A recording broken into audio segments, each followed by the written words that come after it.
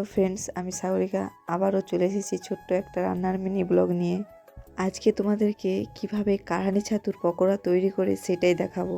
এটা হচ্ছে শুকনো বড়ি, কম বেশি তোমরা সবাই জানো। তারপরে ছাতুটাকে আগের থেকে জল মরিয়ে রেখে তেল, পেঁয়াজ, আদা, রসুন, হলুদ, লঙ্কা, জিরা সব কিছু দিয়ে ভালোভাবে কষিয়ে নিয়ে তোমাদেরকে মুখে বলে দিচ্ছি, কারণ আমার মেয়েকে ঘুম করাচ্ছিলাম, ওই জন্য দেখাতে পারিনি। আর এদিকে আমার শাশুড়িমা অনেকটা কাজে এগিয়ে ফেলেছে। মাকে বলছি এত লালার কি আছে, এখন তো গুঁড়িটা দিয়ে দেবে। মা তখন বলছে যতক্ষণ না এটা থেকে ভাবটা বেড়েছে ততক্ষণ গুঁড়িটা দেওয়া যাবে না, নয়তো চিট হয়ে যাবে, হতে চাইবে না।